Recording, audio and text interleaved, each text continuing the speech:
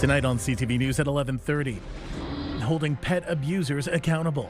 And we just feel the ministry is kind of failing Northern Ontario. Animal advocates speak out after a viral video depicting a dog getting kicked circulates over social media.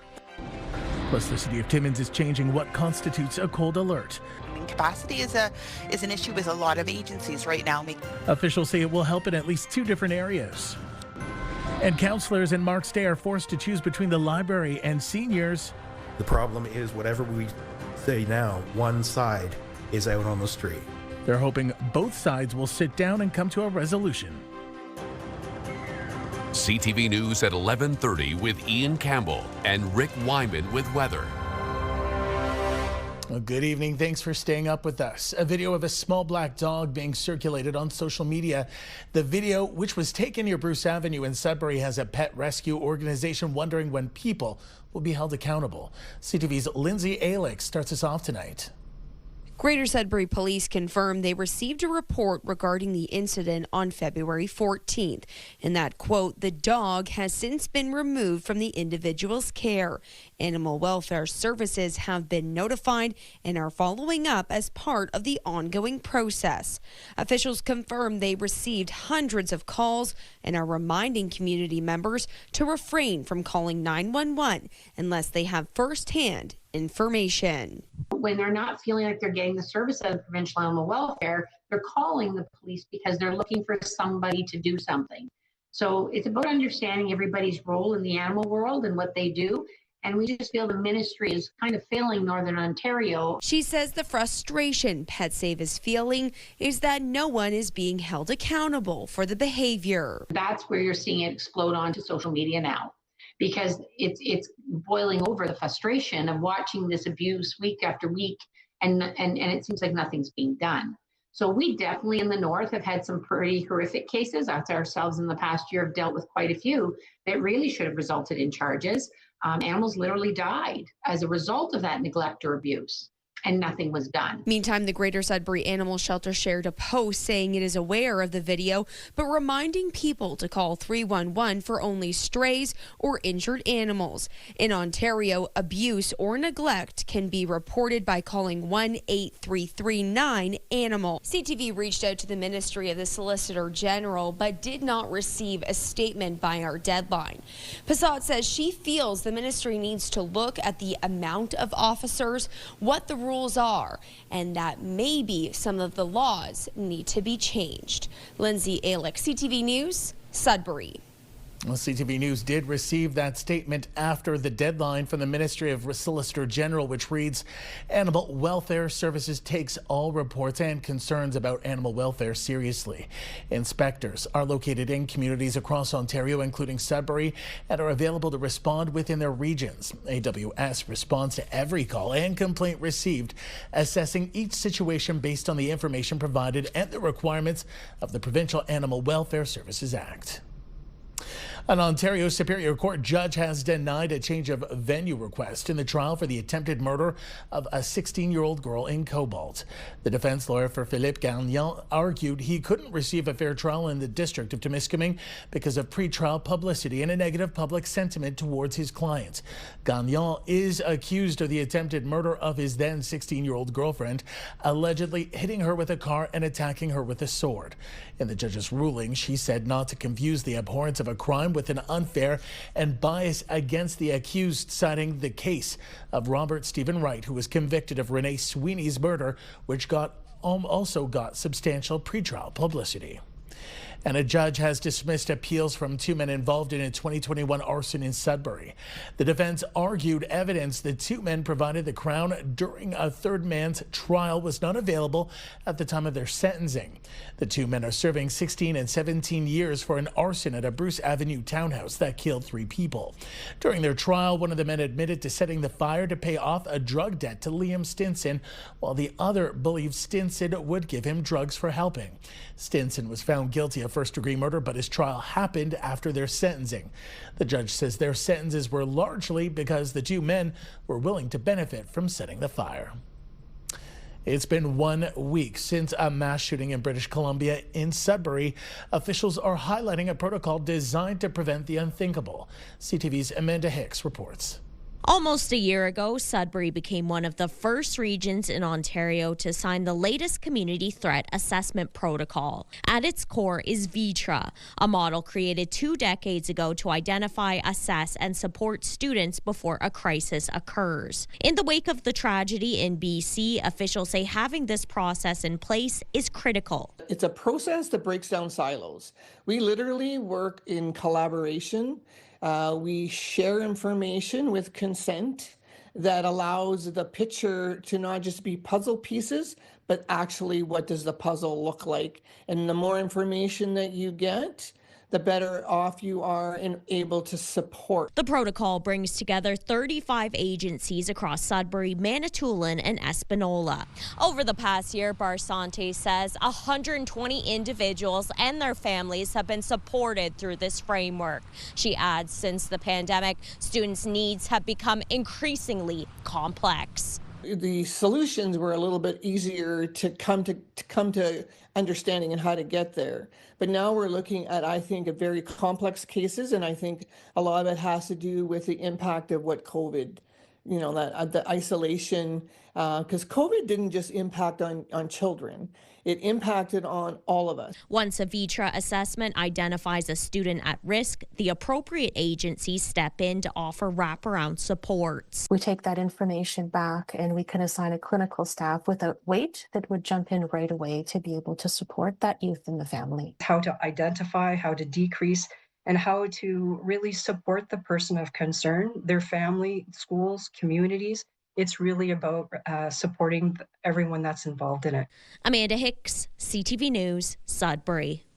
The city of Timmins is adjusting the threshold for when it announces extreme cold weather alerts, dropping the threshold from -25 to -20 degrees. CTV's Lydia Chubak now with why.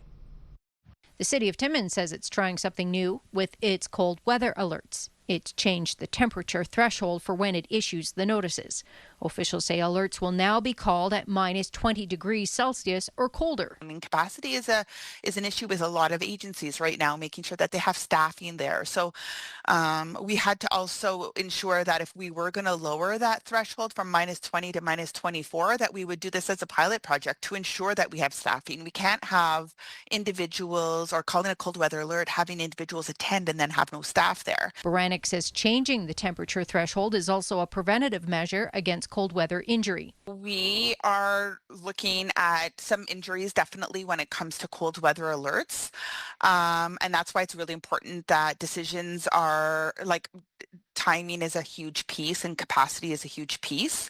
And this is why right now we actually have overnight space for many individuals and we have not reached the capacity. The city says anyone requiring emergency shelter is asked to attend Living Space on Spruce Street South, where workers will determine which location is best. Living Space or at the former safe injection site. Brannick says between the two spots, around 95 people can be helped. Brannick says 21-seater is not a shelter. It's really just an overflow location for when cold weather alerts are called. Lydia Chubak, CTV News, Timmins. Well, new tonight, the Marks Day Public Library will soon be making the controversial move into a building already occupied by the community's Golden Age Club. The decision was made by council tonight after the library had received an eviction notice from its current site by the Rainbow District School Board. The controversial part, the municipality only owns one building, and the library told councillors it wasn't looking to share due to mitigating circumstances. After some debate, council voted to move the library there and have both the library and seniors club sit down with the CAO to see if an agreement can be reached. If it's completely impossible, we'll find out then. They will come to an impasse and they can report back to council. And that is moving forwards. We should have done this a long time ago. The problem is whatever we say now, one side is out on the street. We can say, okay, the library's going there no matter what. That puts the seniors on the street. If we say the seniors are staying there, that puts the library out on the street. We can't do that. We need the two to sit down, see what they can come up with. We have the time to do that. The clock was also ticking for council as the library was told it must vacate Marks Day Public School by April. Well, time now for a short break here on CTV News. Coming up, Rick will have your full weather forecast. For now, look at the weather warnings we have in place tonight. We have a weather statement stretching from along the Highway 17 corridor up around, that's probably in around Batchewana Bay, just a bit north of there, all the way along the North Shore. 5 to 10 centimeters of snow possible, closer to 15 centimeters possible right now on Manitoulin Island. The rest of the yellow you are seeing there is a fog advisory. Here are the current temperatures right now as we're seeing from our weather station. It says fog right now on the island, but that's probably more mist. -3 in Parry Sound, -8 in Timiskaming Shores, -11 in Timmins. We'll have details after the break. Snow is coming up with the forecast for tomorrow. Depending on where you live, Gore Bay, Sault Ste. Marie will get 10 to 15 centimeters of snow. Periods of snow in Greater Sudbury. How much? We're still trying to figure that out, courtesy of Environment Canada. This is our forecast radar and the system moving in. By about supper time, this is what it's going to look like. So predominantly along that Highway 17 corridor, there will be snow in some areas. It'll be nice, as you will see. Timmins will be fabulous for tomorrow. Let's have a look. Sudbury Nickel Belt. Periods of snow, at least 60% for tomorrow, -5. 1 degree Thursday, some cloud cover. Chance of snow Friday, 70% with a high of 1. -2 Saturday, -4 Sunday, and -10 on the cool down come Monday. Here come the colder temperatures to kick off the week. Meanwhile, Sault Ste. Marie, 10 to 15 centimeters for tomorrow, -2 your high. Chance of flurries Thursday. Periods of snow on Friday, chance of flurries Saturday, and chance of flurries on Sunday. Here we go with the cool down. You're going from 0 to -5 to -9 by next Monday with the sun and cloud. How about Timmins, Cochrane, Kapuskasing? This is the place to be for the next couple of days. Sun and cloud Wednesday, sun and cloud Thursday, sunshine Friday and Saturday, sun and cloud Sunday, Monday, more sunshine. Some of those temperatures delightful. -2, -3, then it gets colder on Sunday, -10, then -16. Whoa! Yes, winter is still here. After all, it is February, so there will be some colder days ahead. Timiskaming Shores and Kirkland Lake, mainly sunny tomorrow, -5, 0 on Thursday with the sunshine. Chance of snow Friday, chance of flurries Saturday. Sunday, sun and cloud, -5. Then it gets colder on Monday, right across the board, right across the Northeast. -11, the daytime high, but loads of sunshine come Monday. Now in North Bay, West Nipissing, chance of flurries tomorrow, -4, temperatures, maybe you'll have to wait till Sunday, but in the interim, 2 degrees Thursday, 1 on Friday, -1 Saturday, -4, then the cool down, -10 on Monday as well. So you'll get a bit of a reprieve with the temperature and conditions, but you've got the chance of snow, chance of flurries for a couple of days, and some sunshine thrown in for good measure. Ian, we've got snow in some areas for tomorrow, depending on where you live. Otherwise, it's going to be beautiful in Timmins. That'll be the place to hang out. Back to you. I'll get my shovel ready. Thanks, Rick. Well, today's warmer weather led to the closure of a lot of outdoor skating rinks or pads, and now in Sudbury, the Ramsey Lake skating path. City officials say the closure today is due to weather conditions. They're continuing to monitor and add they will update the public if conditions improve. The Ramsey Lake skating path stretches 1.5 kilometers between Bell Park and the Northern Water Sports Centre. The province has named its 2025 Order of Ontario appointees, with a prominent Sault Ste. Marie name making the list. Shirley Horn, a residential school survivor, advocate, and Algoma University's first chancellor, was among those honored. Horn, a 2023 recipient of the Thomas Simons Award for Commitment to Conservation. She has long been a voice of preservation of culture. Horn has been instrumental in the new National Centre of Cultural Excellence being built at Algoma University. University teams have converged in Sudbury this week for competitions testing their abilities in mine rescue, first aid, and other problem-solving skills. CTV's Angela Gemmell reports. Students get some last-minute knowledge from professional mine rescuers before they apply everything they've learned over the past few months to tackle various scenarios presented in competition. It's a great way for young mining engineers to be mindful and design with safety in mind and those procedures in mind.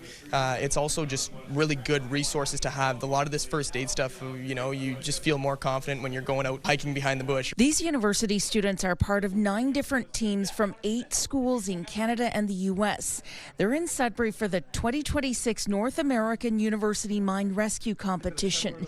It's the first time Laurentian University has hosted the event, which is also a chance to share knowledge. How we do hard rock mining and mine rescue is completely different than what they do in the coal mine and coal mine rescue. So being able to have everyone come together in this event and learn from one another about how we do things, not necessarily which way is right and which way is wrong, but just trying to learn from each other. There are some differences between not only how we train, some of the equipment. Obviously, the things that dictate that would be your provincial regulation or what happens in Canada, and then what happens for us statewide within West Virginia. The teams will each respond to various scenarios, including several underground rescues, a mass casualty first aid event, and other challenges.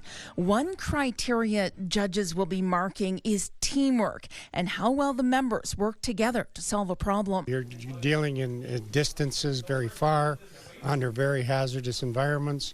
You got to work as a team. You have to trust the people you're working with.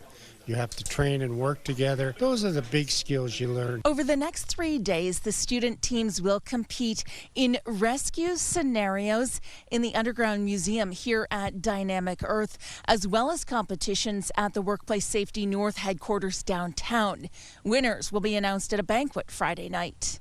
Angela Gemmell, CTV News, Sudbury. 4 members of the Canadian Armed Forces are training in Greater Sudbury on the Canadian-made Fat Truck to be used in the Arctic. The training wraps up tomorrow with 2 members heading north to the Arctic with the amphibious vehicle to train more members of the Armed Forces.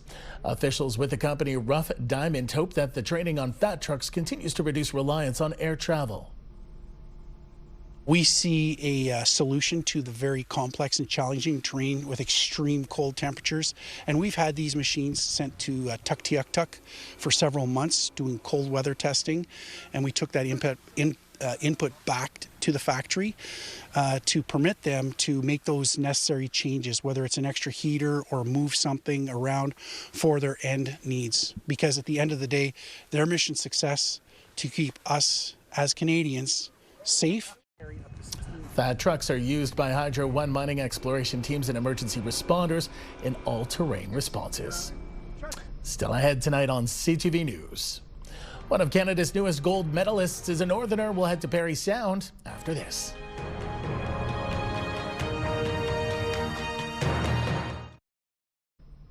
Landing on the podium for the second time, Northern superstar Megan Oldham is shining bright. And this time she's taking home gold. CTV's Rob Cooper heads to Parry Sound and then to where Oldham first hit the slopes. It was the performance of a lifetime, a gold medal showing for Parry Sound's Megan Oldham. The 24-year-old picked up her second medal of the games yesterday in the women's big air competition. It's just like hoping that my score would be enough, and as the last 2 girls came down, it really sunk in like, oh my gosh, this is happening. It's been an amazing journey for Oldham after being sidelined by a concussion in November. With family and friends on hand, countless hours of training led to this moment. The switched up 12 is a fairly new trick for me that I learned this year, and it's very technical. You have to have a really proper takeoff, otherwise it can be pretty dangerous, so lots of practice. As Oldham was competing, the eyes of the country were watching, none closer than those in her small town of Parry Sound, especially those from her former high school. I had tears in my eyes. I was so proud of her and so excited. I couldn't believe that she did it, although I can believe she did it because she's worked so hard. Student athletes who go to Parry Sound High School say the success of Oldham helps give them the courage to push forward with their own Olympic dreams. Honestly, it's just super inspiring to see someone from our school doing things like that. It's just super neat to see that she's able to do something like that. It just really makes you think that anything is possible coming from a small town like this. I watched it with my family, and as I saw that she won gold, I was jumping up and down screaming. Oldham's skiing days started and still continue at Mount St. Louis Moonstone. Today, staff at the Hills celebrating their friend's golden moment. Oh, it's over the top. You know how, from our little ski hills here, we've got an Olympic athlete that wins a gold and a bronze. Unbelievable. Congratulations to her, and inspire young trainer to train here. Maybe win gold themselves. Yes. Now, there will be plenty of opportunity for people to celebrate when Oldham returns. For one, the town of Parry Sound plans to hold a massive celebration at the end of the month. And here at Mount St. Louis Moonstone, Staff plan to rename either a hill or a jump in her honor. Rob Cooper, CTV News, Mount St. Louis Moonstone. The legacy of a late North Bay teen with autism lives on. As CTV's Eric Tashner tells us, preparations are well underway for a hockey tournament in mid-March. The stands at Bort Longyear Memorial Gardens will be jam-packed for the annual Jack Lyons Memorial Hockey Tournament. Roughly 2,500 students will take in the action of 4 hockey games. When you're there, it's electric. It's so electric. As everyone will remember and honor Jack Lyons' legacy. Jack was a student at Chippewa Secondary School who passed away in April 2022 at the age of 17. He loved hockey. Jack was a kid that would always go out of his way to hug people and just, be kinder in the generation of our kids with special needs. He had a profound impact on our school community. The adults in the building, the students, everybody knew who Jack was. Everyone appreciated him for who he was, and he's just someone that you'll never forget. In the last 2 years, the day has raised close to $34,000 to support the Autism Summer Camp program at One Kids Place for between 50 and 60 kids. Amazing for these kids to be able to experience things in the community that they would otherwise, because of some of the challenges and barriers. My daughter works in it. And she comes home and she goes, Daddy, I would do this for free. It's so fun, and that's what we're working for, is the kids having fun. The Lyons family continues to advocate for autism awareness services as a way of remembering Jack. One boy in Sturgeon Falls, he came home after the week. He was talking more. He was with friends. Former Chippewa student Jenna Wilson started the first Jack Lyons tournament. It's really powerful to be able to leave the building, leave Chippewa, and know that the people in the building are going to continue on running this tournament and continue with his legacy. The Lyons family says it's honored to carry on Jack's legacy to ensure children with autism have the support they need. Eric Tashner, CTV News, North Bay. For the second time, independent living Sudbury Manitoulin is hosting its Pancake Pandemonium. Pancakes will be on sale every morning this week for $5. Organizers say this allows clients to develop independent cooking skills and shows the community more about the organization. So just being able to open up our doors and give the community happy meal in their belly and raise a little bit of extra cash for our charities, it does mean a lot to us, and we really appreciate when the community comes down and checks out all the amazing things that we're doing, right, Joanne? A lot. Gray says the nonprofit is a resource for the 37,000 people who identify with a disability in Sudbury. A trail near the Ottawa River is home to more than a dozen bears, but don't worry, these aren't real. They're sculpted from snow. CTV's Peter Sperling introduces us to the Bear Lady, the artist behind the creations. Maggie Glossop's creations spread joy. People tell me it makes them smile, so that makes me smile. She sculpts bears out of snow. I build them because I enjoy building, and also because people seem to really like them. Their home in the Kitchissippi Woods near the Ottawa River. I started building snow bears here about 8 or 9 years ago, and every year when the snow conditions are right, I come back and build bears. Good morning. A hit with anyone walking, snowshoeing, or skiing along the Kitchissippi Winter Trail. It's a highlight, and I always come in this part of the trail because they're so cute and so sweet, and I appreciate it. Puts a smile on my face every single time. And it looks so cool. There are a total of 15 bears, and some people using this trail have even made it a treasure hunt to find all of them. I saw those 3, and then there were some around the corner, and then these ones now, but no, I haven't seen 15, I don't think, so. Are you going to keep an eye out? Maybe there's some more. Yeah, for sure. Some are up in the trees, others on tree stumps, and these two on a bench. Sculpting the bears requires slightly warmer temperatures. When it gets close to 0, the snow gets sticky, and then I can build them. Parts of their faces made using brown wool. For 78-year-old Glossop, who lives nearby, it's a chance to be outside. It's my happy place, so instead of signing up for a gym to go and get exercise, I'm over in the woods almost every day. And when it gets too warm, the bears hibernate until next year. People ask me, but don't you get really sad when they melt away? And I say, no, they're I come back and do it again next year, and it's great. Peter Sperling, CTV News.